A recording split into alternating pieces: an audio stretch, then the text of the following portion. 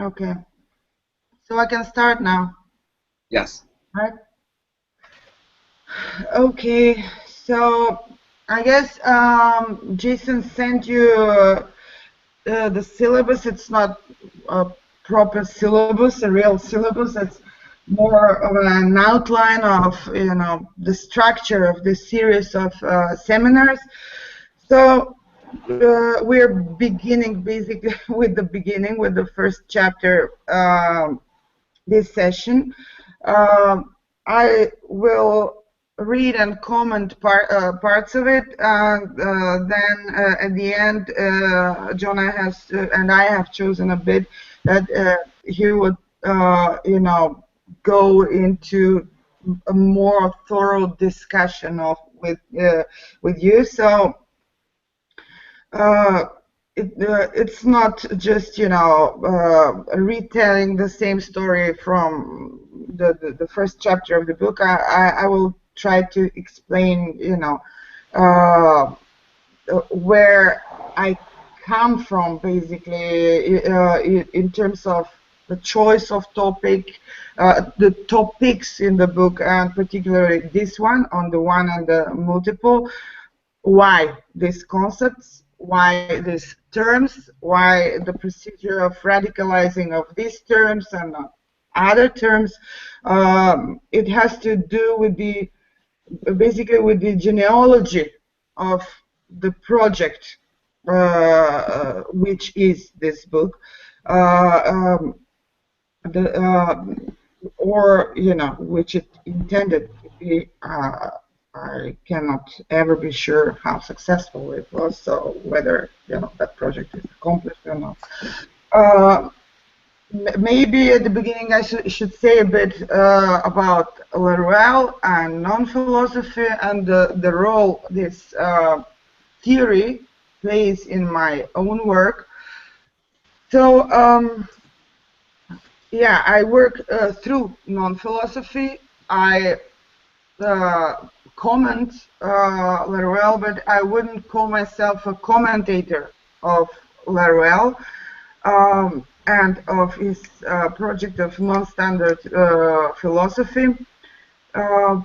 In a way, what I try to do is do non-standard philosophy according to his methodology, according to the general axioms of the theory of non-standard philosophy, as postulated by François Laruelle himself. Though I have never had, I'm not that kind of a person. I don't have the patience to to be an erudite commentator of any authority. Perhaps this is where the affinity to non-philosophy comes from, my affinity to non-philosophy, because it permits me to be as a sort of not a commentator of anyone, basically, to simply risk doing something which is in fact a research study of a problem without being too obsessed about with contributing to the doctrine or the school I come from, or the schools with whose concepts I operate with. So perhaps it is precisely because non-philosophy permits this, I've made this theoretical choice, although I must also say it sort of happened in my case. I just sort of ran into non-philosophy and I realized that that could work for me. And that was at a point when I almost thought I would give up on philosophy, and I almost did. That was after finishing my research stay for my doctoral studies in Paris, and that was a period of, I don't know, perhaps also personal crisis. So at that point, I realized that there was that I was really fed up with it, that I was basically reiterating the same phantasm, that there isn't anything there more than just, you know, my own phantasm or my own projection of a certain truth about reality, let's call it that way, or to put it in more empiric terms. In my case, that was the realization was that at that point I was mostly working with Deleuze.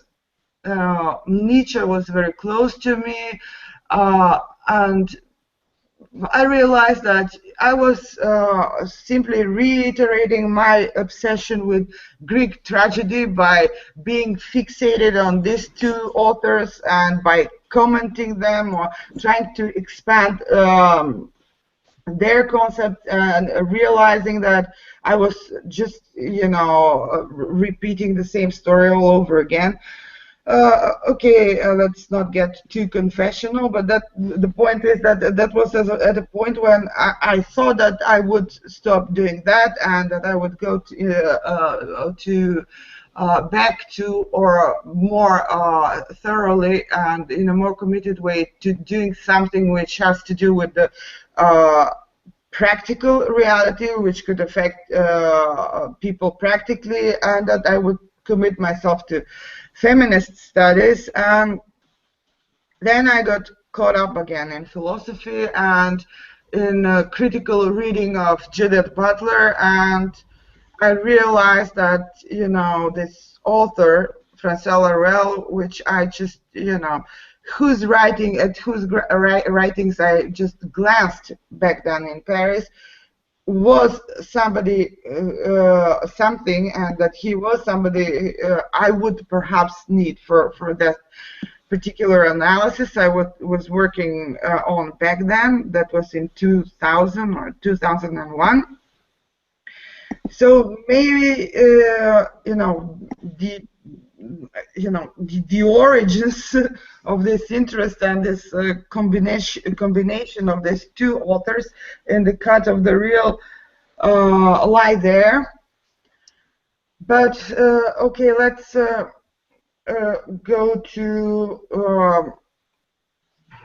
the problem I would like to present tonight. It's here, it's tonight. And just stop with the confessional part. So Laurel and non-philosophy. As most of you might know, non in non-philosophy stands for a certain approach, a certain treatment of philosophy, which implies that non-philosophy is not an exit from philosophy. It's not an anti-philosophy. It's a different way of operating with philosophy, but from a standpoint which is outside of philosophy. So one might ask, what could justify theoretically such choice? Well, such choice could be theoretically justified precisely in terms of realism. If one chooses to pursue a realist perspective, a realist approach to reality, and philosophy is part of that reality, the first gesture would be to position philosophy as some sort of exteriority and treat it as an instance of the real itself, as a reality in itself, so in its own right. So it is a position which is outside of philosophy, but this outside is not floating out there, ungrounded in anything. This outside is still inside philosophy. What does that mean? That means that the theorizing subject, the subject who is doing non-philosophy, the subject who is subjecting philosophy to non-philosophical analysis is aware of the fact that it can only operate with philosophical material, that it cannot be ideally fully emptied from philosophical material. It cannot be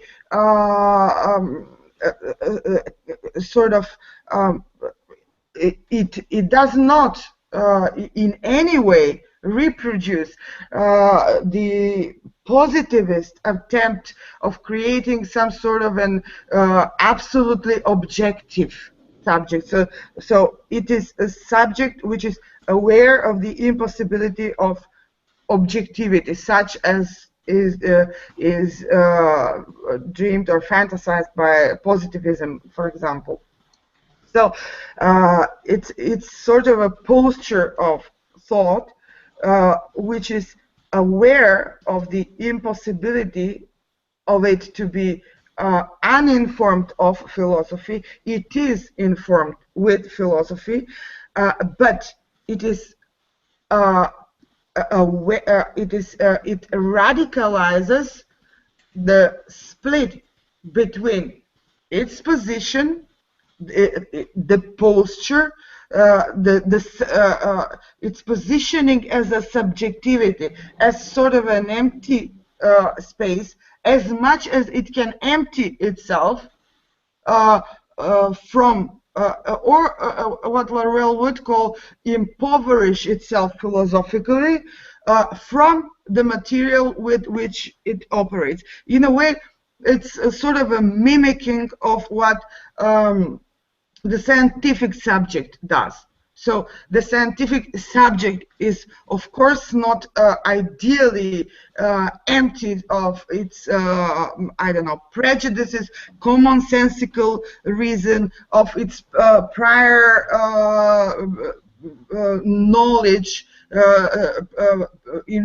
or information which is acquired prior to approaching a certain subject of analysis, but it still manages to postulate an object of analysis in a way that it establishes a certain relation of exteriority with it. So it's outside of it.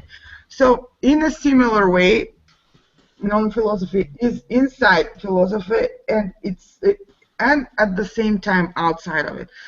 And this procedure, so this is a sort of folkloric description of what is actually a very precise or precisely described procedure by Laruelle, which is called dualysis. And it is the procedure of radical unilateralization of analysis, or as he calls it dualysis. So, what does the dualysis consist of? Dualysis is a radical affirmation of the dyad, which is unsurpassable, let's say. It is impossible to be reconciled in some sort of a unity or some sort of a synthesis. The dyad established between thought. He uses this generic and descriptive terms. Thought. So the dyad between thought and the real. So the split between thought, and at this point this will sound like Lacan, but it's not, and I'll explain why. So the split between the thought and the real is impossible to breach.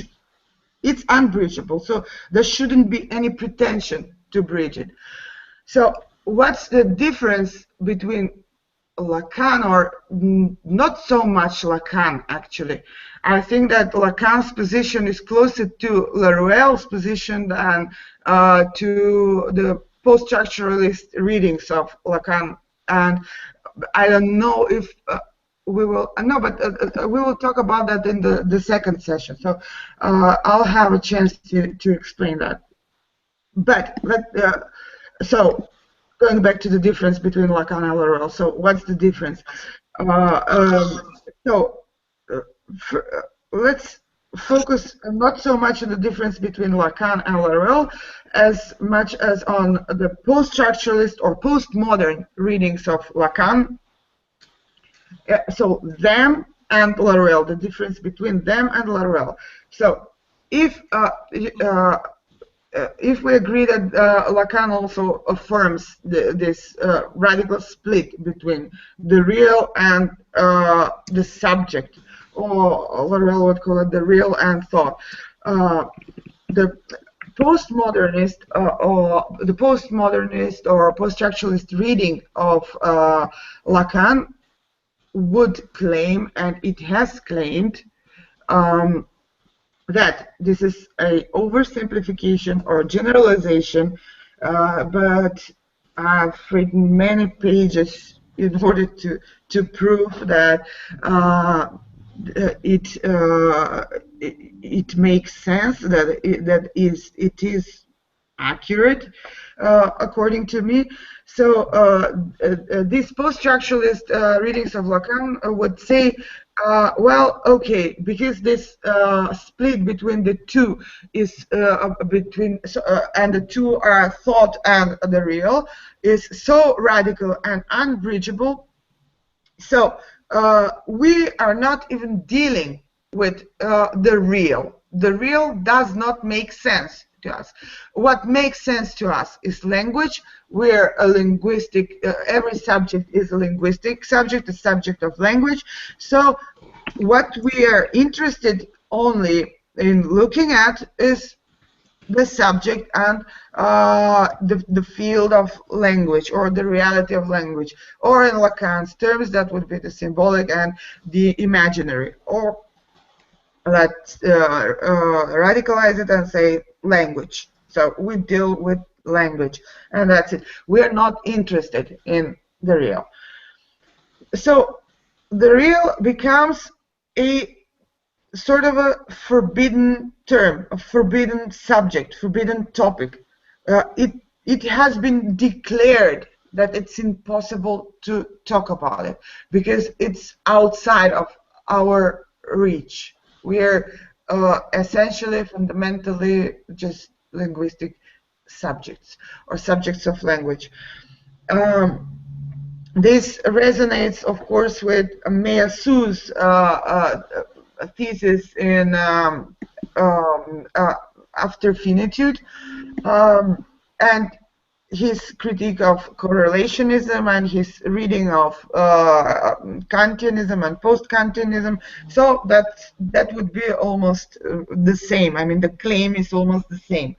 Hence, perhaps the links that are often made between non-philosophy and speculative realism, although those who are close to, I wouldn't call them non-philosophers. I don't think that there is anyone who would call himself or herself that, but those who work in the area of non-philosophy, you wouldn't find many among them who would identify as speculative realists, but we all sort of understand that there are some affinities there, and that it is not by chance that the two things are often identified or put under the same category. So this is one of the things that link them. So this understanding of the real and this understanding of the aporia of post-structuralism, which decides not to deal with the real, simply because it's in this sort of a Kantian sense outside of our reach. It's a noumenon, so we just don't deal with that. Or not even that. It's more radical than just, you know, the Kantian noumenon. It's the real. It's outside. So the difference between post-structuralism and Laruelle or non-standard philosophy and its treatment of the real would be the following, and this is the procedure of dualysis, in fact. Non-standard philosophy says, or François Laruelle says, and we follow, we develop the theory further, but this is his thesis. So he says the procedure of unilateral relation, which is not even a relation if it's unilateral, or the dualysis consists in the following. So the dyad between thought and the real is affirmed, and it is so radically affirmed that we do not seek any bridging of the dyad. And now he says, and here again we have affinity or similarity with Meillassoux thesis, and he says, but by the postmodern, or Laruelle deals more with the deconstructivists, so let's put them all in one category. So what the post-structuralist or the postmodernist readings of Lacan, or not just Lacan, actually the entire legacy of the linguistic turn of philosophy does, or including Derrida here as well, as a result of this affirmation, is we're affirming that there is only this reality, one reality, the only accessible to us, and that is the reality of the language. So we do not deal with the real. I already said that, but the point is that when we do that, Laruelle says, we reproduce another reality. And we, in fact, intend to substitute the real and the inaccessible reality, or the inaccessible real, with a reality which is ridiculously, it sounds ridiculous, more real than the real itself. Okay, it's a little bit. It sounds like caricaturizing the whole thesis, but basically it comes to that. And he calls this fuite en avance, so an escape in advance into fiction. This is originally, according to him, a Nietzschean move, and one which is inherent in the entire linguistic turn of philosophy, and up until post-structuralism and postmodernism.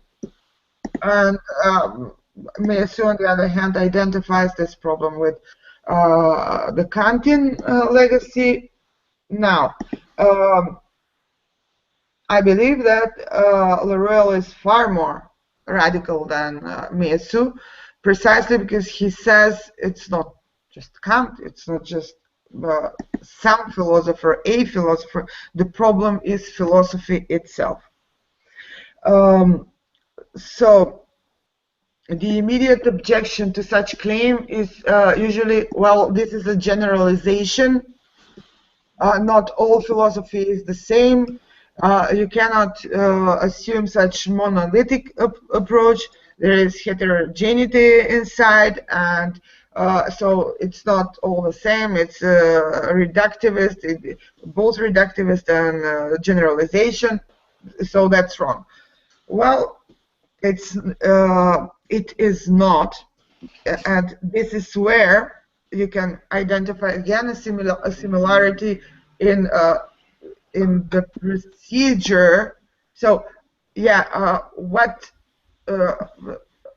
Laruelle, so the role that science plays, it plays in laurels and in non-philosophical thinking is not importing, I don't know, mathematics or any of the hard sciences into philosophy and making it in that way more scientific. What makes it scientific is this gesture, let's say a gesture of mimesis, or this mimesis of the scientific posture that the position thought assumes with vis-a-vis the subject of an analysis or reality. So in such a gesture, so here we can see what once again, or there is a chance for you to see what I meant if it becomes clear at all. What I meant with being outside while being inside at the same time as the characteristic of non-philosophy, and postulating philosophy as an object of study in a way which sort of emulates procedure of thinking or truth generation, which is characteristic of science, or of the scientific thinking. So, in such a gesture, he ventures defining philosophy as a whole, any philosophy, all philosophy, finding its determination in the last instance. That would be it's something which is supposed to be even more radical than definition. So it goes to the point where thought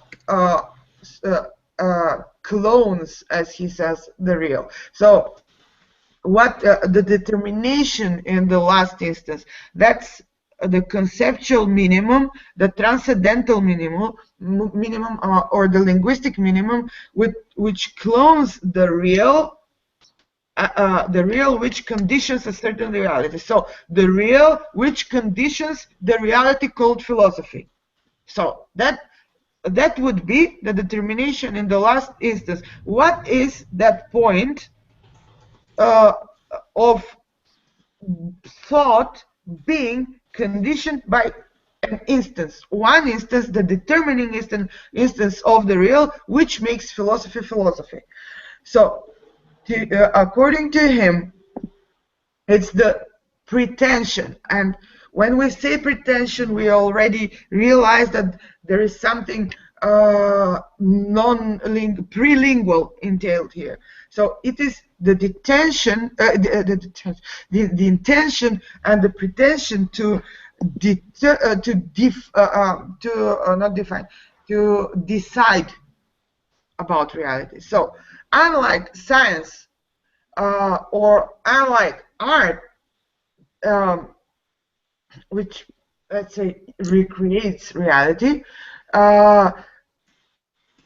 philosophy aims to decide in advance what reality is. So that's the crucial difference between science and philosophy, or other forms of knowledge production. It doesn't have to be science and philosophy. Those who aspire to pursue a realistic approach. So philosophy is marked by what he calls decisionism. So this pretension to decide in advance what reality is. Hence, philosophy never, and that is the definition of philosophy throughout history of philosophy. That is what makes philosophy philosophy. That is a characteristic of every philosophical project, according to him, and I agree with him. This pretension to decide in advance what the real or reality is. Hence, the philosophical thought never succumbs, as he says, to the dictate of the real. Unlike philosophy. Non-philosophy operates with what he would call philosophical material, with philosophy as material, or rather philosophical material, because we are not talking about accomplished sort of corpuses of knowledge, traditions of philosophy, doctrines, these or that philosophy as a school, as a line of thinking, but about fragmented knowledge coming from philosophy. So non-philosophy operates with this fragmented knowledge coming from philosophy, or transcendental material, which is philosophical in its origin. So it operates with that, but in its operations, it succumbs not to philosophy, not to a certain philosophy, but to the real. Now, so it's always the dictate of the real which determines further thought and how thought operates with philosophical material. So that is what defines non-philosophy, and it is defined through the previously presented definition of philosophy as decision, as decisionism, and its characteristic being decisionism. So this would be, let's say, some sort of a general introduction, and now we're coming to what I'm about to read and what comes directly from this book of mine I'm supposed to present during the seminars, and to the sort of the initial personal introduction. So so he says we operate with philosophical material. It's really material. It's fragmented. Nothing is a whole. There is not I don't know, Spinozism or Hegelianism. Or, it's all fragmented, decomposed as a whole. And this decomposed field is called hora, or Cora. I don't know how you pronounce it in English. It comes from Plato, from ancient Greek, so it's this material, unruly, unorganized, senseless material, almost as if matter. So it operates with that. It operates with philosophy. And it can take entire constructs like dialectical materialism, and it can analyze it. Now, while doing that, the philosophically non-standard philosophy, the stance of non-standard philosophy, is supposed to follow the dictate of the real. What does that mean? Well, that means that we should do again what I just presented was the procedure when defining philosophy as decisionism. This is just my construct, a little term I coined because it's a shorthand for me. I don't think that he uses with this ism. So anyway, about the issue of decision, or the philosophical pretension to decide in advance about reality. So if you remember the procedure I explained there, so you can assume the same procedure and pursue the task of establishing the determination in the last instance of materialism, for example. So what is what's the prelingual point which sort of prompts the first linguistic or transcendental or procedure, or the appearance of thought, the cloning, the first concept, which would be the clone of the real, that transcendental minimum, which is in fact the determination in the last instance. So we are already in language. That's language. We're as far as the dyad between thought and the real is concerned, we are already on the territory of thought, but at the point when thought is cloning the real. So what would be that real which sort of prompts, determines materialism? Well, that real, now I'm improvising. I mean, because we are dealing with a reality, we don't always have to do with the reality which is philosophical reality. But the point is that it can be also a philosophical reality. So what's the pretension behind it? What's the material history, not materialist philosophically, the material history behind it, or one in the real, which has prompted or determined philosophical materialism as such? What is that which makes thinking matter philosophically philosophical? So I don't know the answer of that, but the point is to illustrate how that could go.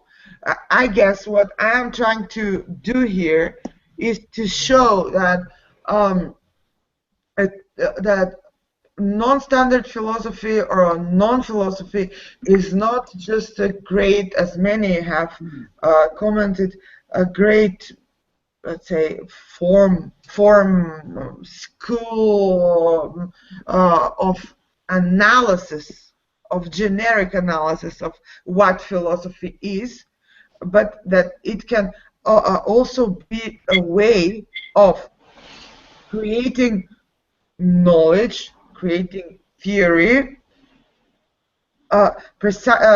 with philosophy in a non-philosophical way. In a way,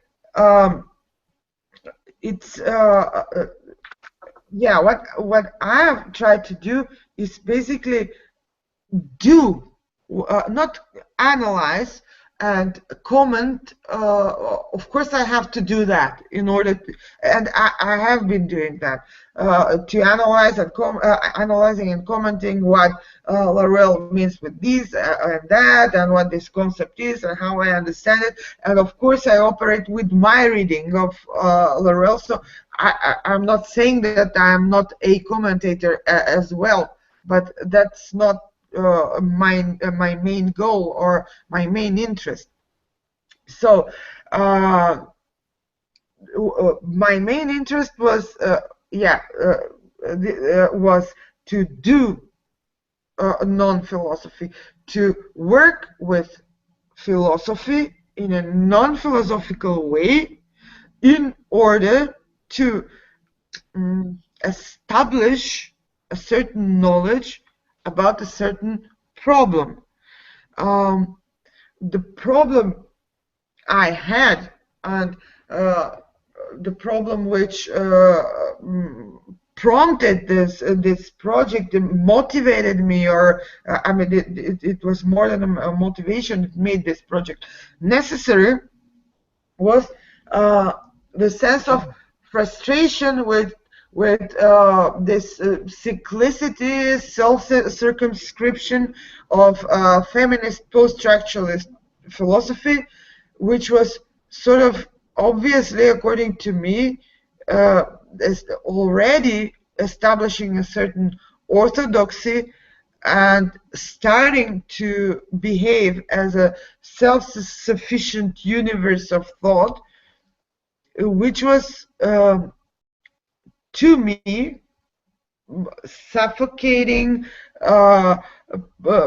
theoretically, politically, personally, non-satisfactory, and so I needed to try do precisely what non-philosophy enables you to do. From inside of it, assume a certain stance of non with respect to it. It's a stance of a certain hereticism, and even Laurel himself often writes on the topic of heresy, although he does not really use it in the exact same sense that I just used it in. It's just, but it resonates in a similar way, his use of the concept. So certain heretical position from inside of post-structuralist feminism, and in particular its theories of subjectivity, in order to deal with this problem of frustration coming not just from its self-sufficiency and self-circumscription, but also its paralysis to deal with certain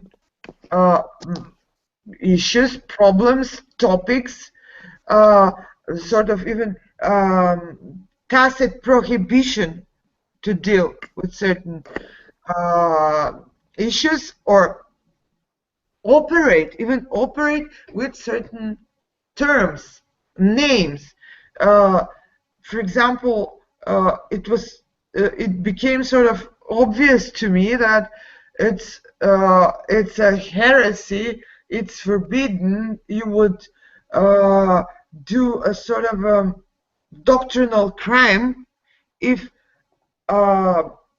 while still claiming that you subscribe to the legacy of post-structuralist feminism, you still try to somehow claim the possibility for a certain form of unity for the subject, or a certain form of stability, and try to invent it, that you would be immediately recast into the position of metaphysician, Cartesian, etc. So in order to deal with this problem, and while already having read Laurel and having certain idea about his project and what it could do, I decided to start reading of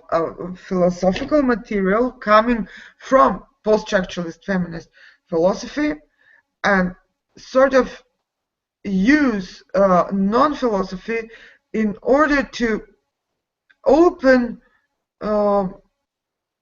possibilities, yes, in a way possibilities which are already there, but they're precluded because of the prohibition of the doctrine to talk about certain things. We do not talk about the real.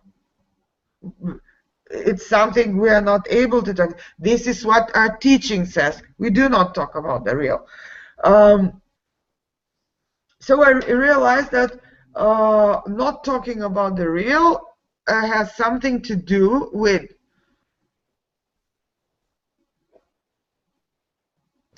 not talking about the possibility of a stable subject. So stability, oneness, stable, one subject, and real. So I realized that these three things go together, and I could identify this problem, this phenomenon, in the post-structuralist feminist, any post-structuralist philosophy of subjectivity, not just the feminist one. But I focused on feminism because, as I said, I wanted to do something in a field which touches a certain reality that I am immediately, personally, as a person and as a member of a collective, affected by. So being a woman and so feminism and being a feminist. So perhaps this is why I chose these authors and not just any philosophers and theoreticians of subjectivity, because I was simply concerned what's going on with feminism. That's one thing, and the other thing is that I think that in post-structuralism, actually the most innovative and the most interesting and the theoretically most convincing theories of subjectivity and authors are actually in feminism, not just general in post-structuralism philosophy of and theory of subjectivity, but precisely in feminism. So these two things, I'm concerned with feminism, but I also believe that in feminism, actually, we find the most powerful theories of subjectivity in line with all these axioms, let's call them, of post-structuralism. So, in this context that I just presented, I wanted to read a part of the first chapter. I'll be skipping bits, commenting on what I read, on what I will be reading, and perhaps in that way, hopefully explain what I just talked about in a more, let's say, applied way, and see if it works. So this is from the first chapter, as I said at the beginning, and there is not much literal here. Actually, this is a reading of post-structuralist feminism, the theories of subjectivity, and what you will be reading with Jonah will be more Laurel himself and dualists. Is that right?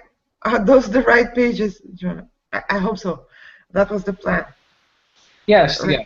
Yeah. Okay. I have notes on pages 35 to 41, which yeah. dualists. So here is I'm talking here about this. It's a paradox. So we are talking about non-normative subjectivities. We are talking about a critique of normativity, but we have a normative post-structuralist subject or subjectivity. The post-structuralist subject we can, and that is the only one which, in the context of post-structuralism, we're permitted, and it is possible to think in terms of the multiple, fragmented, unstable, inclusive. I hear some echo. Jason, I hear some echo. Maybe somebody needs to be muted. Or yeah, he was just muted. Thank you. Sorry. That's okay. So so this is a compound. This non-totalitarian, multiple, unstable, inclusive, ever-transforming subject. It's a conceptual structure, and it's a structure of a fragmented, unstable, multiple, inclusive, and non-totalitarian subject. And it is one which has never been subject to radical critique insofar as a subject as it is a structure itself. So this possibility is always impeded by post-structuralist feminist theory of subjectivity. This possibility is always already impeded by the axiomatic presupposition that the only standpoint of radical critique of the notion of the non-unitary subject is the one of its essential opposition. So that's interesting. The opposition is always already essentialized, and that is the metaphysical position of the stable subject, or that would be the Cartesian position. So it's interesting that the possibility of an opposition has already been essentialized and fixed. You know, it can be only that. Anything which is opposed to this multiple transforming, etc., subject must be the Cartesian subject. So let's see if that is so. The point of my project here is that it is so only insofar as you turn you think exclusively, not just in terms of this post-structuralist philosophy, but you also establish a relation of fidelity, as but you would put it, to this truth, to the truth of this conceptual construct called post-structuralist philosophy, rather than the real. So this is already a positioning of thought which is non-philosophical, and one which intends, I don't know if this intention is successful, to succumb to the dictate of the real rather than the doctrine. So this structure, as I said, the post-structuralist compound of a subject as unstable, multiple, always transformative, has actually never been subjected to deconstruction, which is one of the moves that both, for example, Braidotti and Butler often resort to. It's one of the procedures of the almost conventional methods of post-structuralism, deconstruction. But I also depart from deconstruction because it also has a certain background in the history of non-philosophy, because in a way, Laruel's project of non-philosophy started as his break from deconstruction. Before the project of non-philosophy was sort of announced, one of the most famous books by Laruelle is Le Machine Textuelle, which is a book on deconstruction. So there is also another reason why I refer to precisely this method, or emphasize this method as part of the methodological apparatus of post-structuralism. So so the claim is that this structure of the post-structuralist subject has never been subjected to deconstruction. So let us assume the possibility of a deconstructive look upon this conceptual conglomerate, which will reside in immanently deconstructive epistemic presuppositions. With this assumption made, what remains is to engage in a heuristic reading of the language economy of the discourse. Let us endeavor to reconstruct the traces of power distribution through acts of naming some concepts, or through acts of naming some concepts that are founding or central to the deconstructive constitution of the non-unitary subject. So here there is a claim that there is also a power distribution, so a political process in the acts of naming. What we're supposed to be talking about, what makes sense, what does not make sense, what is forbidden to talk about. So it's a disempowered term, the real or the one. So that's the implicit claim here. It's elaborated in the book, but we don't have the time to read that elaboration. So the principal question in this sense is there a term that holds a hegemonic position among the other keywords within this conceptual complex of the multiple, etc., post-structuralist subject? I will argue that there is such hegemonic term.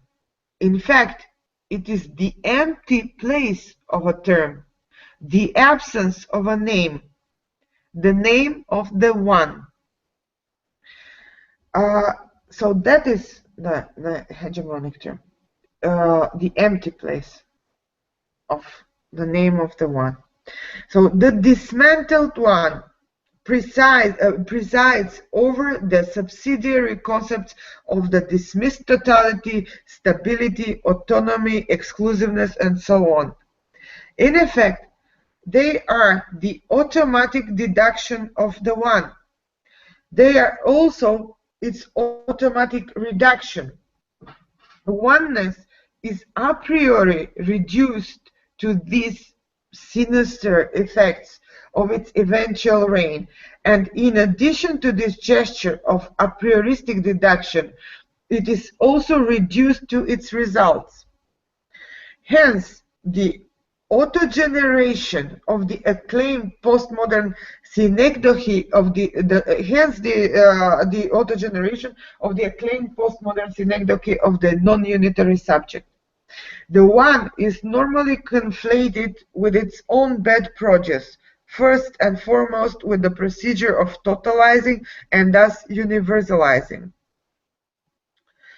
The subject as a possible one, or as the possibility of some unity for the subject, is unavoidably identified with the Kantian modernist autonomous self-sufficient subject of exclusion with respect to the other. On the other hand, oneness as singularity is identified and conflated with seclusion and exclusion, implicating the sovereign subject of soliloquy. So these are the only permitted possibilities within this context of thinking the one. So, venturing into an ontological discussion over the one and the multiple and the dichotomy they form is not my intention here. Instead, I would like to address the question of the discursive exclusion and censorship of the name of the one. So it's sort of a political move. Discursive exclusion and censorship. Why do we need exclusion and censorship over a name, the term itself, the word?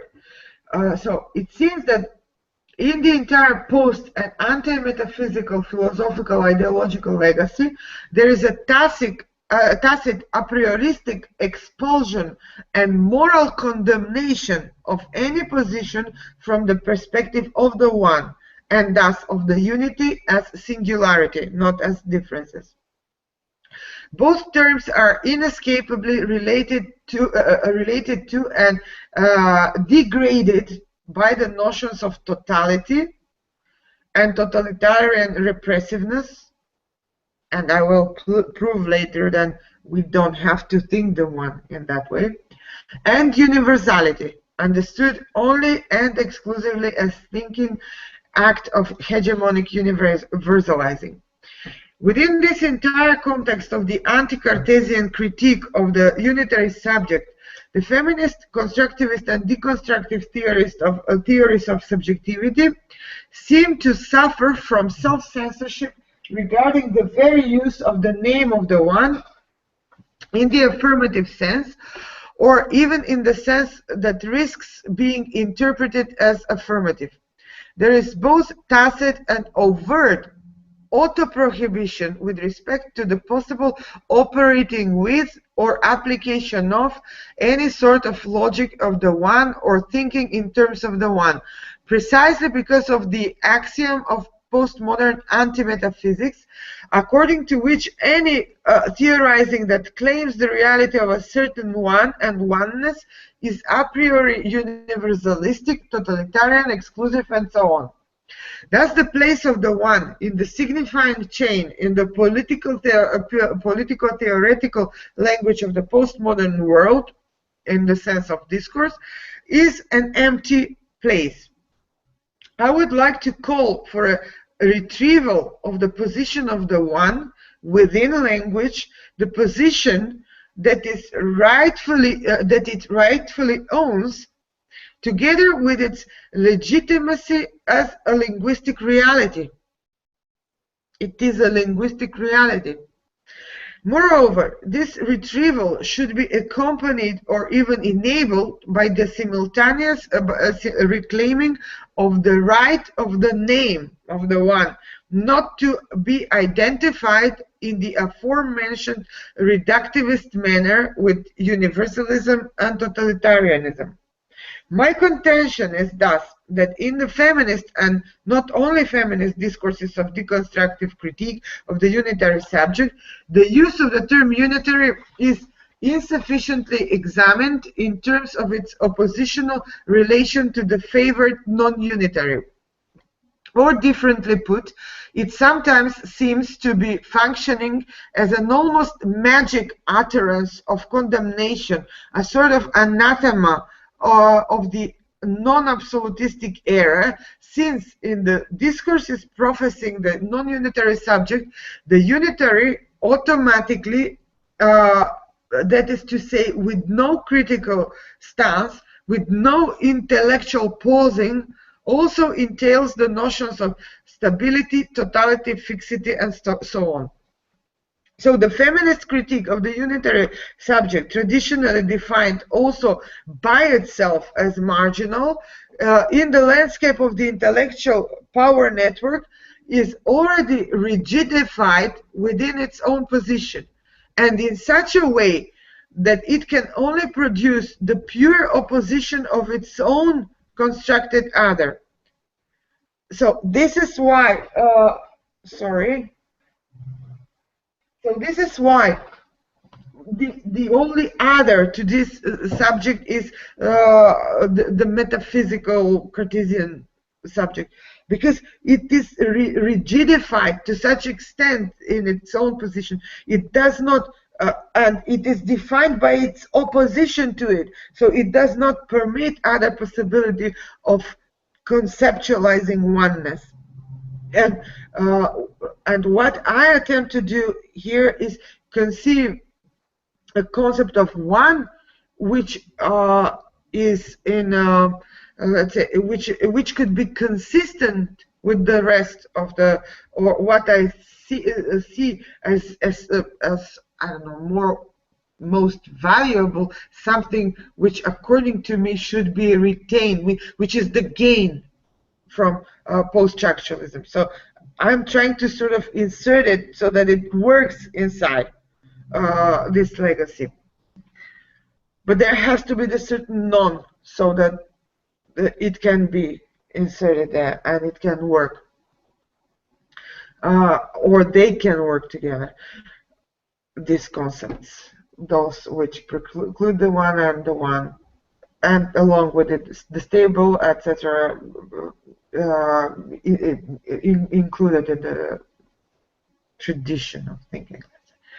the strand of theory, which is post-structuralism. So the position of its theoretical ladder is fixed, and its conceptual content unchangeable. It is, as a rule, considered always already diagnosed by a certain instance of an internal auto-regulation of the discourse pertaining to the mainstream autonomy theories. So I'll skip this part because I assume you know this, or I sort of explained this in such some quotes from some feminist authors. I'll skip this part. I think it's been sufficiently explained. So we'll move to this. So this is a quote. Okay, I'll read the quote. Feminist criticism of mainstream theory of autonomy is that they presume a coherent, unified subject which is a stable identity, who endures over time and who can own its choices. This presumption is challenged by postmodern notions of the subject as an unstable, fragmented, incoherent assortment of positions in discourse. This is a quote from Judith Butler, and this is all right, this is fine, and I agree with this, but the problem is when this becomes rigidified, reified, and fixed itself, and does not permit, as I said, not just the possibility of thinking the one, but other conceptual possibilities as well, and it does not permit them precisely because it is defined in opposition to a certain previous concept, the metaphysical concept of the subject. And the fact that you're defined by an opposition to something is, first of all, the opposition itself conditions you. So as Laurel would say, you can change the position. You can change the terms in the equation, and the positions, but the equation is still there. So that is why the very fact that it is identified in opposition to the metaphysical subject, it becomes sort of the problem of its rigidity and restrictiveness occurs. So here one sees an example of that reductionist inter-identification of several predicates. It is detectable also in the following quotation, in which one can also notice the inhibiting effect of this package of attributes that must all go together as one. The lines taken from Rosie Braidotti's Metamorphosis display this aporetic and inhibiting situation in which the argument in favor of the non-unitary subject is installed on the grounds of excluding the possibility of other new and non-metaphysical forms of unity and coherence for the subject. I won't be reading the whole quote, it's long. The point is that she talks here about, she claims again that the subject is essentially fragmented, non-fixed, non-unitary, etc., etc. But she keeps sort of symptomatically repeating that this fragmented subject still needed some glue, that there must be some glue there. But she's not actually attempting to try to conceptualize what this glue is. I mean, it is a metaphor. And she uses a metaphor precisely because it is prohibited. She is inhibited because it is prohibited to talk about this glue. So she identifies the lacunas. She sort of says it openly that there must be something there which glues the whole thing together, but we leave that aside. We do not talk about the possibility of conceptualizing this glue. So it is precisely the exclusion and the suppression of the thinkable one that creates this situation. Braidotti embarks upon a courageous project to transcend or bypass this aporia, and it is a courageous project, in fact, because at least she opens the question. But as I said, she stops there. She stops with the metaphor. So she even tries to breach the problem by resorting to psychoanalytic instruments of critique and to the notion of the unconscious, but that's about it. It's still not supposed to sort of she tries to answer the question, but still retain the previous normative or norm even about the subject, which is the norm of post-structuralism about it. So she does not problematize the norms. She just tries to insert or smuggle in some possibility to think about, to find ways of thinking about that glue that holds that holds together, that bundle. Again, another metaphor, that bundle called subject. So Braidotti says, I take the unconscious as the guarantee of the non-closure in the practice of subjectivity. It undoes the stability of the unitary subject by constantly changing and redefining his or her foundations.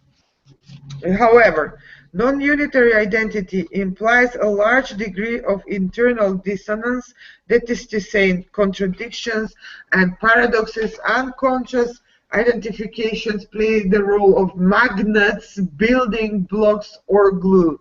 So we're looking for building blocks, magnets, glues, but we still have to claim that in the end, essentially, it's fragmented and non-stable. So you see, here is here we can recognize this pretension of decisionism, philosophical decisionism. So we're explaining this reality. Yes, there is this reality about the building blocks, etc., etc. But in the end, as soon as we explain it, it has to fit the picture, the idea, the picture, the image of reality that post-structuralism postulates as reality itself. And this is what Laurel calls amphibology, when the truth acts in the stead of the real. And the truth is, of course, a cognitive product. So let's skip this analysis of Braidotti, because I don't know if how much time I still have.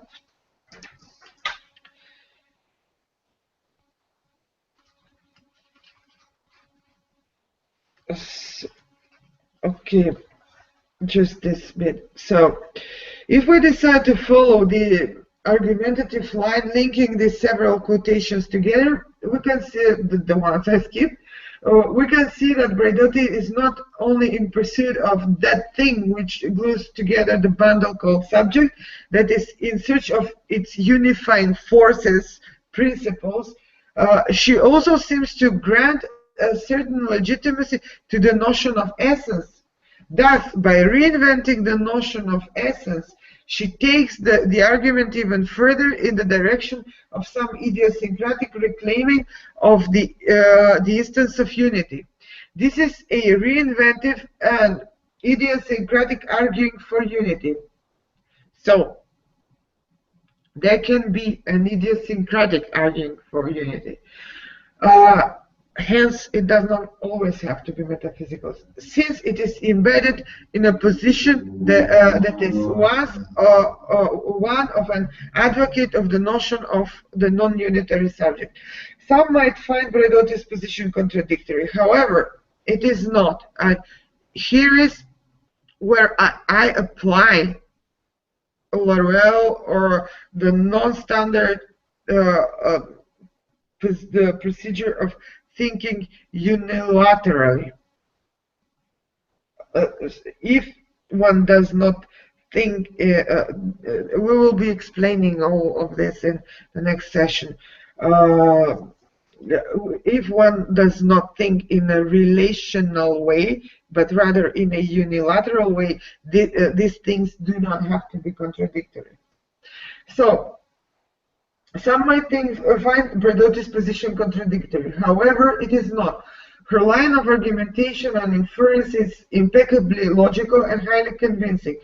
She is arguing for the existence of some unifying processes in a certain instance of the subject, whereby the subject itself is ultimately non-unitary. Moreover, her claim might not even be paradoxical, since it seems to be perfectly compliant with the norms of formal logic. Namely, Braidotti's argument, sublimated in the way I proposed, consists in the claim that the coexistence of unity and non-unity is made possible by the simple fact that the existence of each of the two rests on a different ontological level and represents a different, distinct epistemological moment. What in Braidotti's text produces those rhetorical swings of overly alert vigilance regarding the possibility of being misread as someone who propounds an idea of subjectivity different from that of the post-structuralist notion of non-unitary subject, and why is this the case? In other words, we can trace an overt intention to identify with a particular theoretical school, sort of display, demonstrate, and prove fidelity to it, and so advocate its truth of post-structuralism, of course. And this is a truth as propagated and defended by a determined discursive community. The open self-declaration of belonging to a determinate line of thinking within the same discursive and textual act that contains a claim which can be interpreted as being in opposition to that declared belonging is a statement of disavowal of any connection with a different theoretical lineage.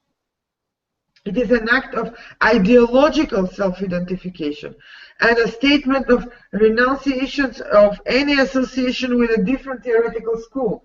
The repetition of the statement in Braidotti of self-identification is a performative act of self-subjection to a certain ideology and a doctrine, a philosophical doctrine.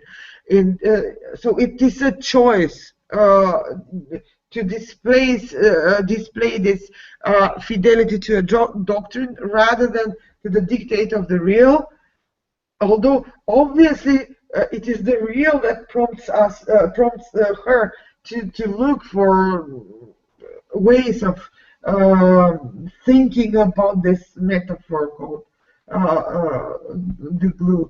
In this particular case, the post-structuralist one. So the defensive language of Braidotti's argument for some unity of the subject, reflected in those repetitive self-declarations, speaks of the importance bestowed upon the question of theoretical ideological belonging. This cautious language is voiced most loudly in the little words such as conjunctions, adverbs, and so on. For example, in the however and still. In the sentence, it cannot produce a workable vision of the non-unitary subject, which, however complex, still hangs somehow together. Still somehow together. But it also speaks of the discourse's powers of inhibition with respect to the potentially free course of argumentation, the movement of thought. So here there is a quote from an exchange between me and Butler, where she says that we cannot think the real, because it is outside of the realm of the thinkable. It's just, discursively in terms of thought, just nothing, Maximum we can do is laugh. That's, it's not precisely, these words are not part of this quote that I skipped, but she said it, and it's in another book, the entire passage. So, and yeah, that would be a Lacanian position. So, of course, she said she has said that. So, in this quotation, the same tone of cautious rhetoric can be detected. It's a repetition of more or less the same as in Braidotti. Butler again tries to look for something which holds this non-unitary subject somehow together, so something which still represents some sort of unity, but the truth of non-unity should not be undermined. Well, yes, all right. That can be the truth of the subject. I can subscribe to. I can agree with. Yes, fundamentally, fundamentally, or okay, let's call it fundamentally. Fundamentally, it's not unitary, but radically, it is. So I'm skipping to the conclusion now. Fundamentally, it does not have to be unitary, but still, in that non-unity, the symptoms in their writing, there are symptoms in their writing which point to the necessity to also conceive of, conceptualize some sort of unity, some sort of a possibility of unity within this non-unity.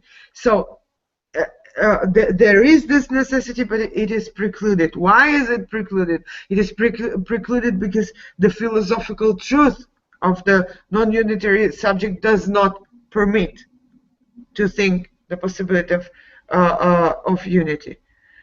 So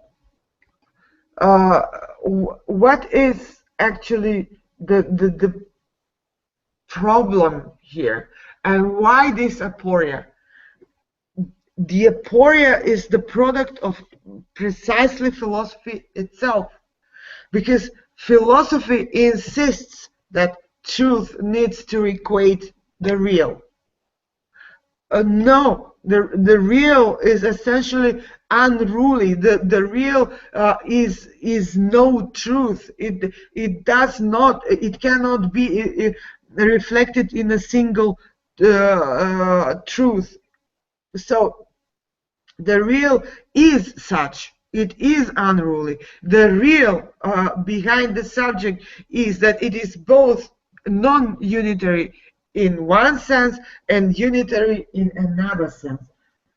And now about that possibility of a unity in a different sense, I would have to go on and perhaps go beyond the schedule. So we can leave that for the next session, although it should be we should be focusing then on the opposition between the real and the fiction, not so much the one and the multiple, but still there might be time to just complete the argument.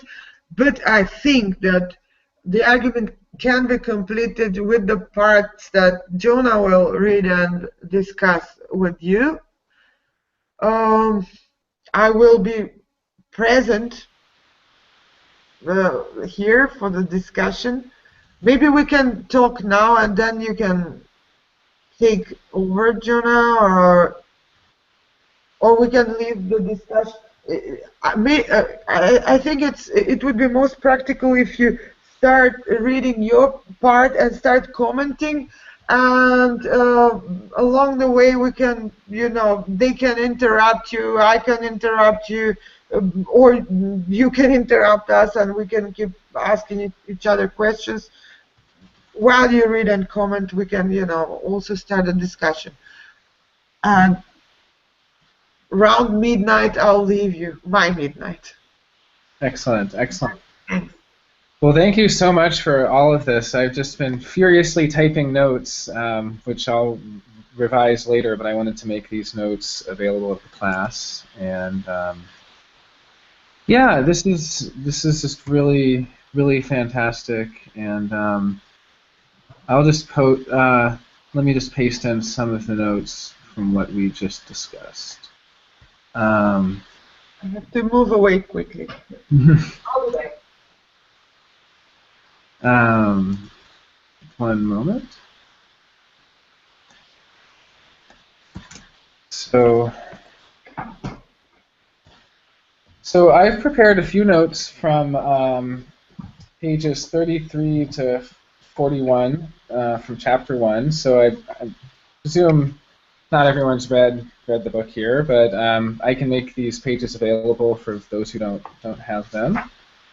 And the discussion really here is about, the title is Subject's Survival or the Continuity of an I.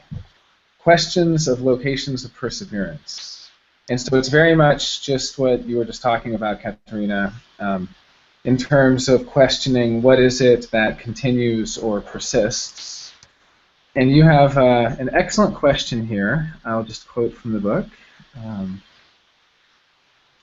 Why does feminist post-structuralist language avoid the simple self-evident fact that it is one multiple subject, or multiple self, which undergoes all the transformations through various subjects, identities, and selves? And why does feminist post-structuralist language avoid theorizing the role of the one multiple subject, or multiple self, in the construction of subjectivity? So you've kind of answered some of this. You've talked a little bit about how there's an upfront philosophical decision to prescribe to a certain doctrine, which precludes thinking this kind of unitary level. And I really like that you pointed out that there's these two ontological levels, that it's perfectly true that there's the non-unitary subject at one level, but then we can also think of this unitary subject at a different level, in a different sense. There are these two senses at work here. And so it may seem contradictory, but we have to kind of understand that we're thinking in two different senses. And so in, I think this is page 35 or page 36, you kind of answer, you offer one answer to these questions, which is the question of why feminist post-structuralist language avoids the concept of the one multiple subject. And it's that it's seen as irrelevant precisely because it's self-evident. It's too obvious. There's something very obvious about, we all kind of feel like the same person from day to day. So, this kind of obvious folk wisdom of, I'm the same me that I was last week seems kind of irrelevant to a serious, theoretical investigation of of subjectivity, and in particular all of the transformations that we kind of undergo. And then what ends up happening is that because feminist post-structuralist language renders the self-evident oneness or unity of the self or I, which underlies the transformability of the subject, it renders it utterly ineffable and unthinkable. And so I mean, this is again kind of what you've just been saying, but there is something interesting about it's considered unthinkable precisely because of how obvious it is. I mean, it is kind of an interesting idea that it's so obvious that we have this feeling that there must be something else that our kind of our immediate experience must be an illusion, so to speak, and so the main ideas that I took note of that really stood out to me is that there's this kind of exploration of continuity as a perseverance of a certain same, which provides us with the possibility of oneness throughout the entire continuous subjective and identitary transformation. So I can keep changing, now I'm this, now I'm that, but all throughout there's this perseverance of a certain same, and that is what is so taboo in these kinds of explorations of subjectivity. It's seen, as you pointed out, as totalitarian or universalist to even discuss what is this sameness that perseveres. Can I intervene here? Before you move to perseverance and survival, about the problem of self-evidence and about the problem of it being so common sense that it does not deserve theoretical exploration. Well, precisely that is a common sense reason. When you declare something that it's common sense, I mean, theoretical for a theoretical reason or scientific reason, nothing is common sense. Mm-hmm. Everything can be rigorously explained. So this is already a problem of common sense, and again, the declaration of what is common sense and what deserves to be does not deserve to be explored, and on the other hand, what does is already again something which issues from a certain problems of philosophy understood generically. Mm-hmm. I see what you're saying. It's not that it really is common sense that I have this continuity. It's that to characterize it as common sense is already the outcome of this philosophical decision, which it's a philosophical decision that implies that philosophy is actually never sufficiently theoretically, okay, let's avoid scientifically, theoretically rigorous or just rigorous. Philosophy is never sufficiently rigorous, precisely because there is too much common sense in it. Say that stability, okay, this is self-evident. It's self-evident that I don't know. The sun circles around the Earth. It's that sort of reason. So, it's so self-evident that I'm still here. So I'm sort of a one. And because it's just so self-evident, it's folkloric. So no, nothing is folkloric and nothing is common sense. If your thought is rigorous, then everything is subject to rigorous theorization. Mm-hmm. Mm-hmm. Thank you very much for that. Thank you. I did miss that nuance, and it's a very crucial one, and that is a very... I don't think I have expounded on that too much. There is just one or two paragraphs on that, and they might not be in the bits that you were reading, but I wanted to use the opportunity to just say more about that. Mm-hmm. So, okay, sorry, continue. Yeah, sorry. Yeah.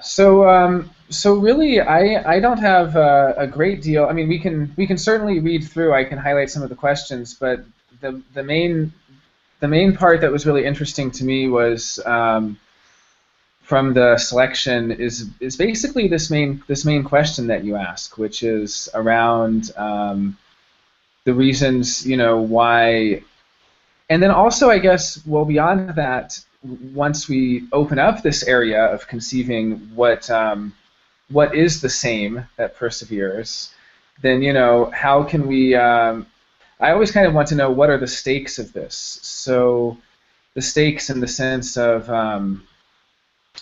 if we open up this ability to think of this persevering self, do we suddenly, I think the fear from having talked to a lot of people who are quite well versed in the sort of non-unitary subject is that as soon as we open up to the idea of a unitary subject, we're suddenly kind of cast into New Age obscurantism and finding your inner self and being at peace with and all of this. And so I guess my next question is then, once we have opened up the space to explore the unitary subject, are the sort of fears of the predominant doctrines of the non-unitary subject unfounded? Or again, am I even reproducing this kind of false opposition? Because that was a really great part of your talk, where you pointed out that part of the issue here is that there's this opposition where if anything is not discussing the non-unitary subject, it suddenly has to be this Cartesian, autonomous, and so on subject. And so I think how do we explore these ideas without reproducing that opposition, since we obviously don't want to go back to a Cartesian subject of absolute autonomy and so on. So how do we go beyond either of these or this false dichotomy and kind of explore the notion of the same without collapsing it into the idea of getting in touch with my true self, so to speak, the idea of the authentic or the true self. So that was kind of that's where I went with it. Now maybe that's just a personal idiosyncrasy of my reading, but No, that's one of the questions I did ask myself and try to address. This is why I propose an answer which is not that, which sort of precludes any possibility of conceptualizing stability in such way, because the inner self and the truth of the inner self is a certain truth of the self. You're again in the linguistic, so you're again in the philosophical, or you're still there, and so this is where I again find some of Laruelle's ideas useful, and that is his minimalism in identifying what he calls in determining in the last instance the human in human. Now his terminology. So that point of stability would be the point of the real. The point of the real would be determination in the last instance, actually, of that stability. Is of course will of course be a certain cloning of the real. The real is of course prelingual. So we're looking for that prelingual instance which determines in the last instance stability. So my claim here, I've developed this idea further, especially in the next book on Marx, but here in the Cut of the Real, my claim is that and I actually make use of Butler here, and I just radicalize Butler by way of using non-philosophy. My claim there is that it is it consists in the act, the act itself, the pure act, which is almost an automaton of survival. Pursuing ceaselessly the act of survival. Mm-hmm. So it has to do with trauma, with susceptibility to trauma. So the real, insofar as trauma, insofar as belief, insofar as trauma, prompt the reality of survival, and that is the thing from that we clone as the determination in the last instance of certain stability. So it's minimalistic. It does not say enough, according to me.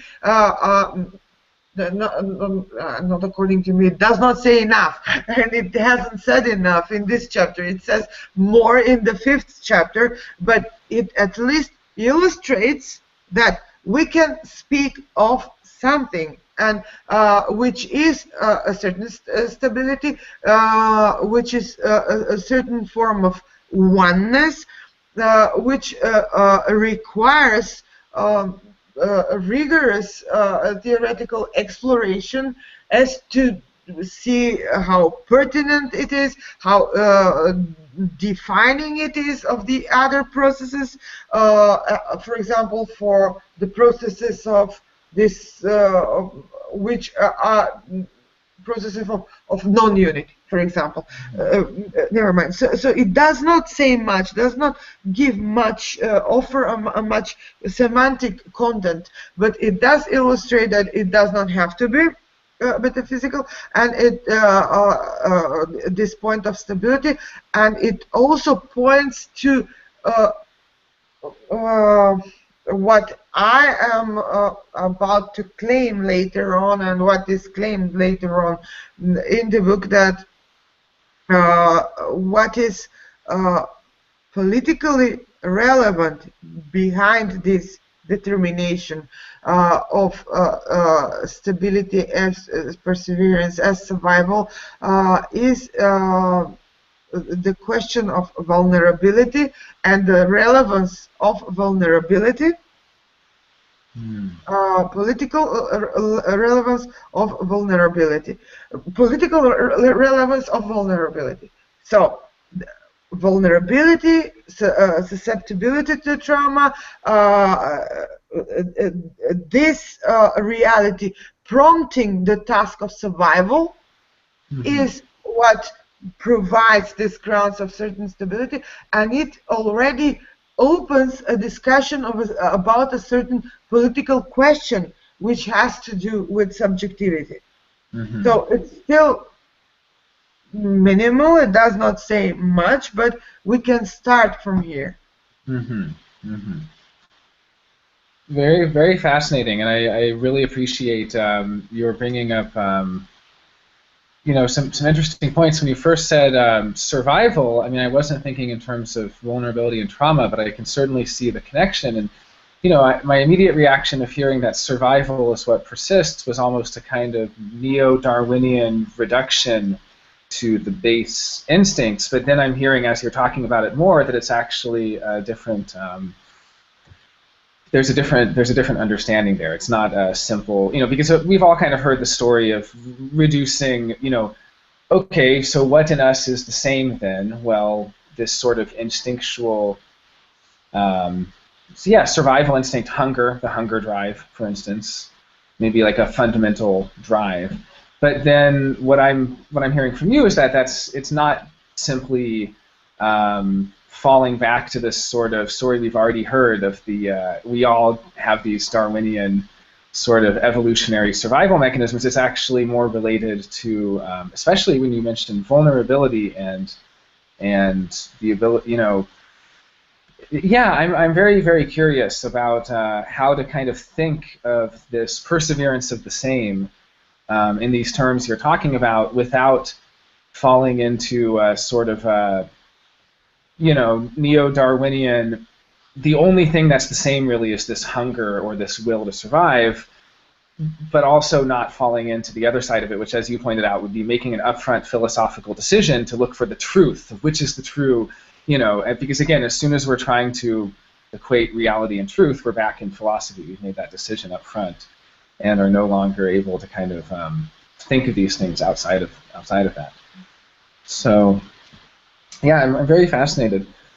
Well, so I don't have a ton. I mean, I have a few notes that I've taken on the selected text, but really, I'd be interested in hearing if students have questions, and if not, there have actually been a couple of great threads in the trans subjectivity research Facebook group, and there were some questions raised on there as well.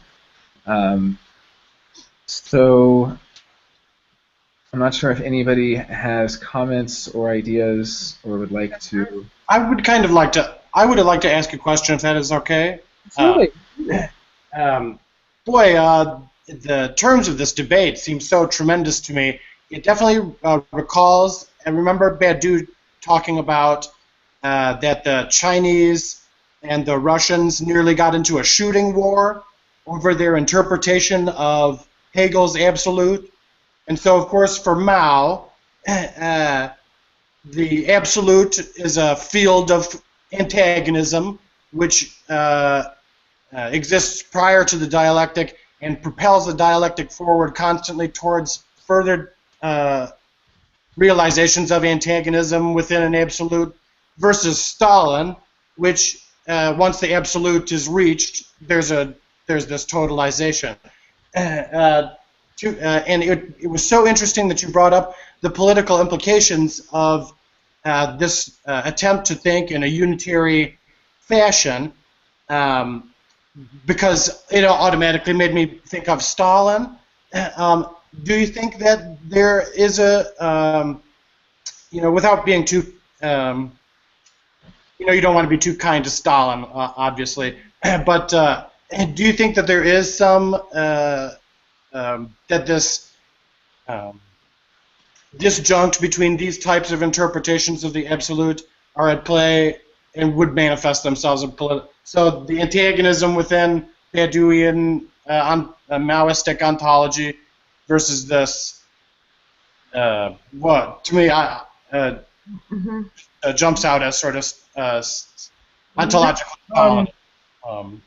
So that would be my initial question. Yeah, no, I think it's the opposite to that, because what you're talking about is an absolute which is filled with philosophical content, whereas in speaking in non-philosophical term, the unity, what enables the unity is philosophically minimal. It's transcendentally impoverished. It's transcendentally or philosophically or in terms of content, of semantics, of linguistic content. It's minimal. So the problem you might find with this is that it's like, and many people see this as frustrating in LRL, and I'm trying to fill it in with content, and it's still perhaps frustrating in the same sense. It sounds almost tautological, like, it's so emptied of content, of transcendental content, that it's almost tautological. So it's in line of or in response of what you just said. It's actually the opposite. It's what provides this unity is some transcendental minimum. It's an almost a prelingual instance which defines us as the real, as the humans in humans, and human in human as the instance of the real. And it's so linked to the bodily, but the body in this sense is purely formal. It has nothing to do with Darwin, or Darwin is about the survival of species. It's already, again, a complexity of which entails something completely different. This is not that. This is quite the opposite, and then it's almost a formal category. So it's not even clear if it's reducible to the body. No, it's actually not. So it's clear that it's not reducible to the body. So uh, so the real in this sense, so it is prelingual. It might imply that it is the body, but again the body is another philosophical concept, so or imagination. So we are not talking about the body either. It is sort of grounded in the physical. This physicality vouches the unity and stability, but the fact that it's prelingual and it's physical does not mean that it's just a mere the tautology of the fact that the body is there. No, it contains certain processes, or it contains certain processes.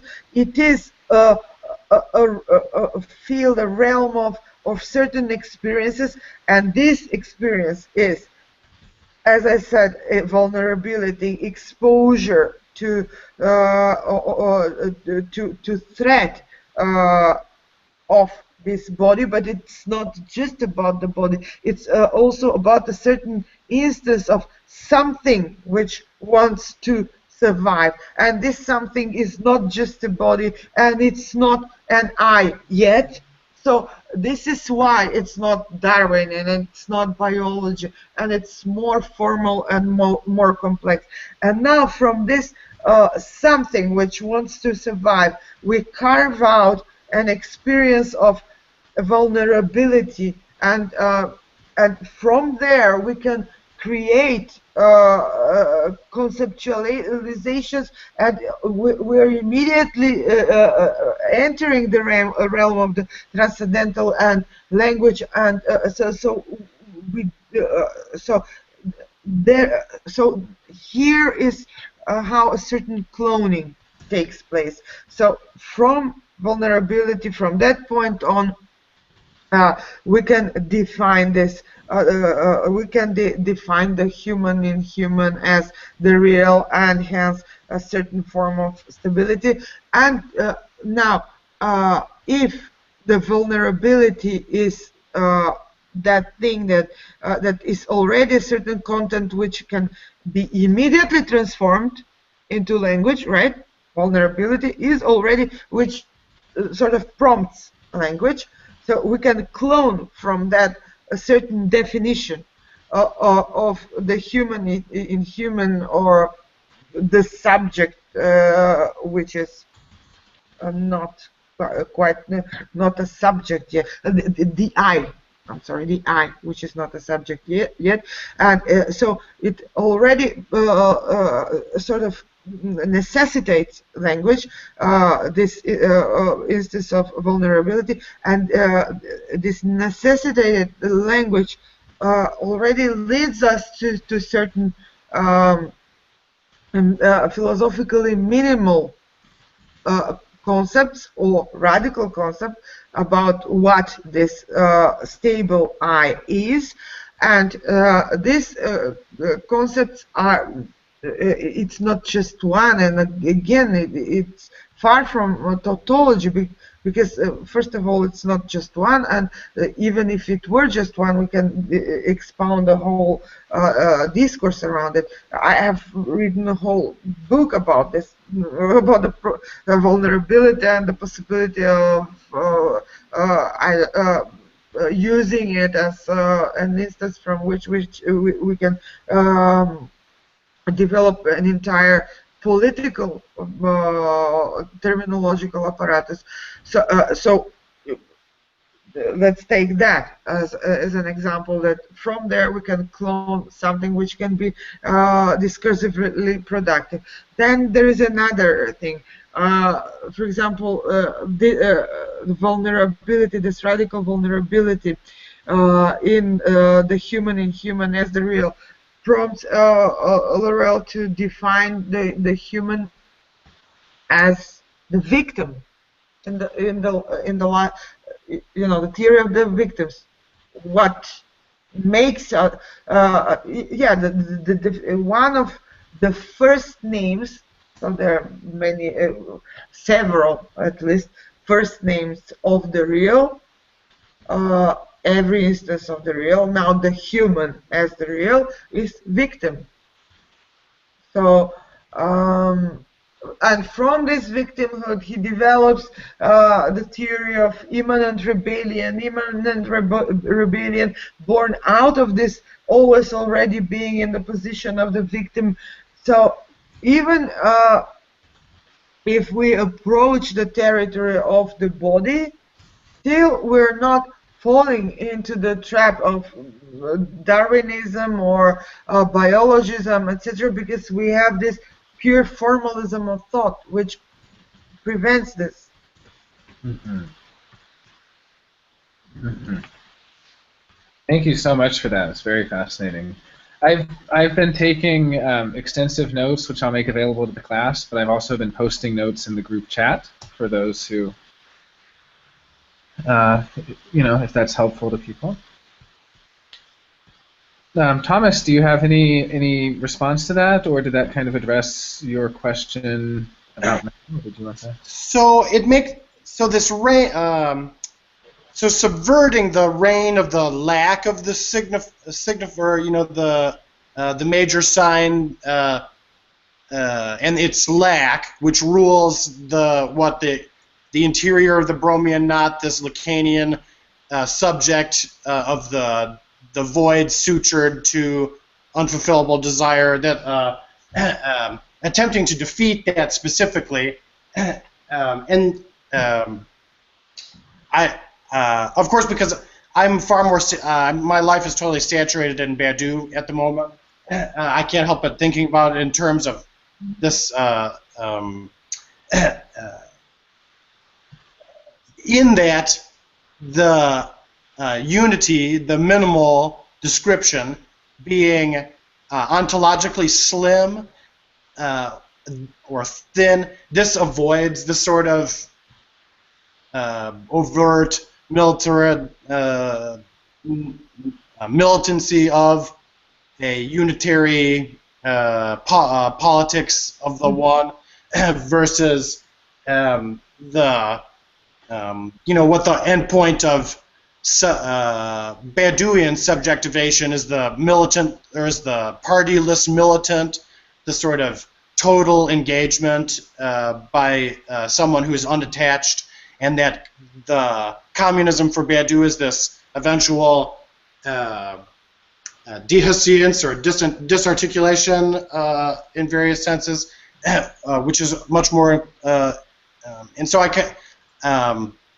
guess I'm sorry, I'm rambling. The minimally ontological notion of the one is that how it would avoid a Stalinistic dialectics in terms of politics, and then also you had mentioned, so from that point though you get to what sounds to me is basically a deconstructed restatement of Mao's maxim to its right to rebel against the reactionary, which to me brings me back to Badiou. So it's either, to me, it's either somewhere between or a modulation of the, and so I guess those would be the two things I would want to ask about.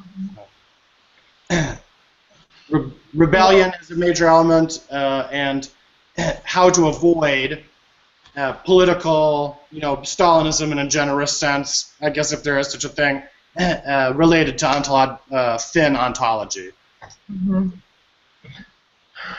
Well, yeah, I think that, I don't know, it has the potential to enable you to think in those terms, in line with, let's say, Badiousian political vision, and also advocate for a militant subject, but Laruelle wouldn't call it a militant subject, but he would call it a subject in immanent rebellion, and he does call it that. and avoid this Stalinist totalitarian pretensions. I think that this is more of a conclusion that you made than a question, and I agree with your conclusion precisely because of this minimalism and because of this absence of accomplished, finished vision of that should be just installed out there politically. This is what disables this danger of entering into Stalinist subjectivization. So I sort of understand your question as more of a comment on the conclusion, and I agree with it. Mm-hmm. It is, I guess, more of a. I'm sorry, it was more of a comment, and thank you for agreeing. I'm flattered that you agree with my assessment.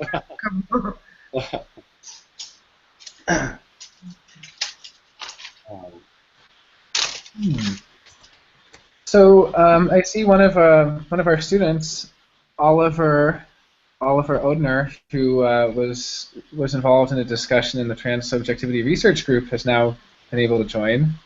Welcome, Oliver. Would any other students like to discuss or have any questions or comments? We should probably give Olivia a chance. Oh, wonderful. Please.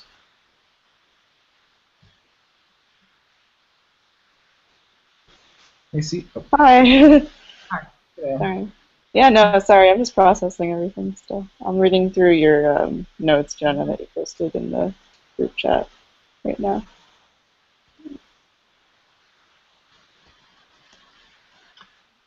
Now we can leave the questions for the next session if you. Yeah, I think that I can. Okay. Or maybe Oliver or Alex or Selma. Do you want to say anything, Selma?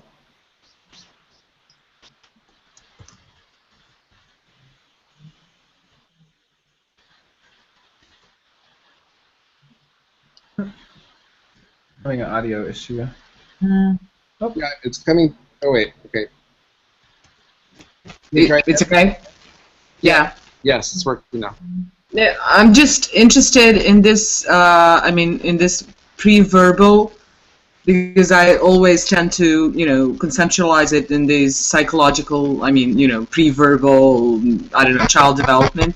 So I'm really interested in this temporality, because as far as I understand it, it is just this moment, let's say, in the process of the cloning of the real. It is this a particular moment within this temporal structure where it goes from pre-verbal to this minimum transcendental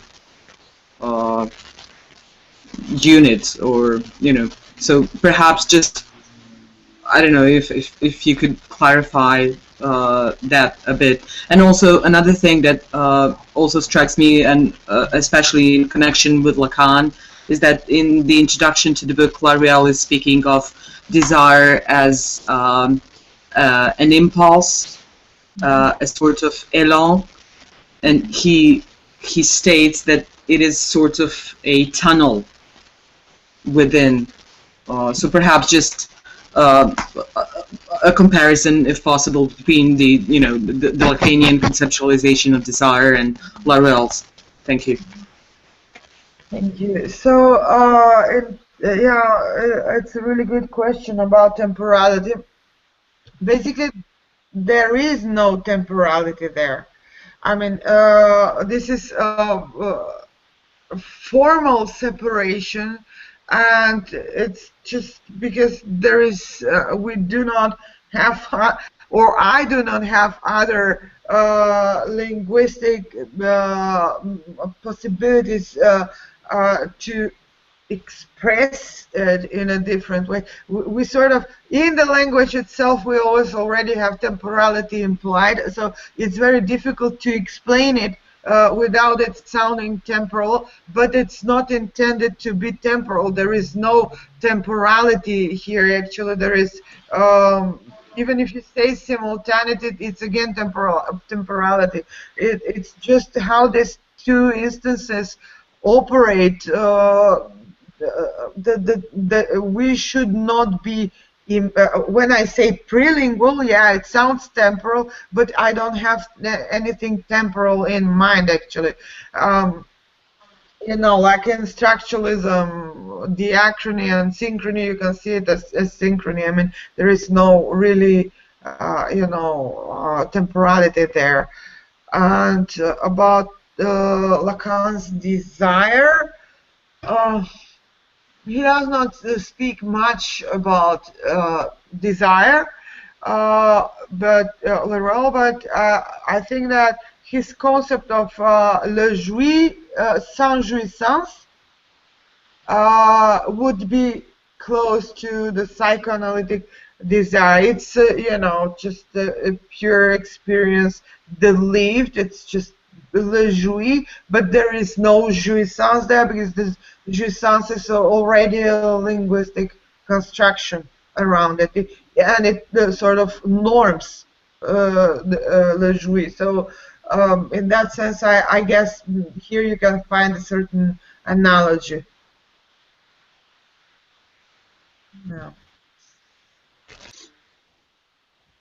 It is fascinating for me because I mean this book actually was the first contact I had with the non-philosophy, and then I have theory of the victims. I haven't had a chance to read it, but I also am really drawn to this. I mean, just the title itself was really, very significant for me. Just developing, I mean, the concept of the victim into something that is, let's say,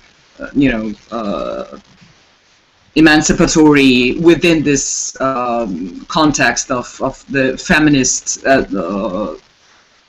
philosophy and generally conceptualization. So I mean, I'm just introduction. I think to me, what has been the best introduction to Manuel, although I was already introduced to him, because the first book I read was Philosophy and Non-Philosophy in French. Of course, all I read was in French because back then nothing was translated.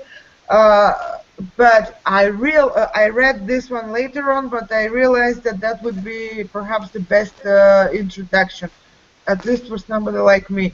That's Introduction to Non-Marxism. And although it's about Marxism and non-Marxism, you can actually see there how non-philosophy can work on a specific topic. So how it works, basically. So you can sort of fill out the potentials on it. So, and as it is so, abstract and almost obscure with its terminology, it's always good to start with something like that, where you can see how it works on a topic you might be familiar with, like Marxism.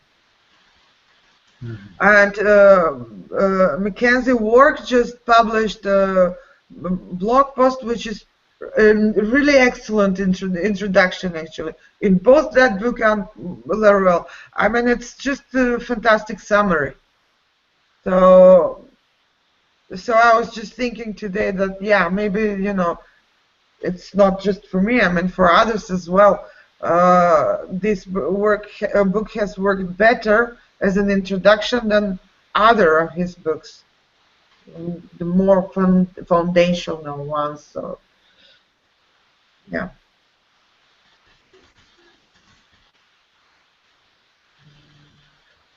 I've just posted links to the non-Marxism, and I'll also post a link to the Mackenzie Work article. You just mean his?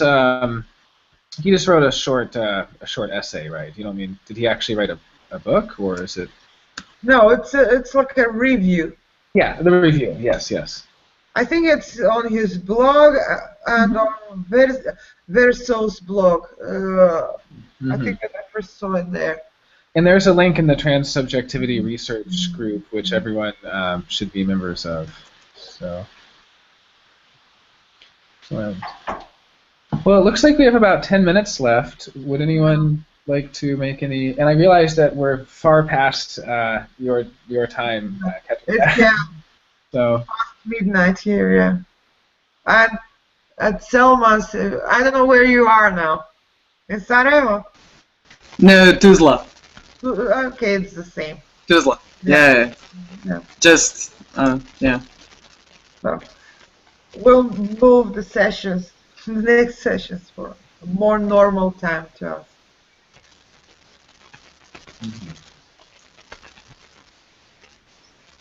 How are the students? Oh, sorry. Go ahead. Go ahead. No. I just wanted to ask about the students' protest because I saw that they are really massive in Skopje today. So I'm just gonna, throw in a little question about that. So, did you hear me? To me? Yeah. I just wanted to. I didn't know. Student projects.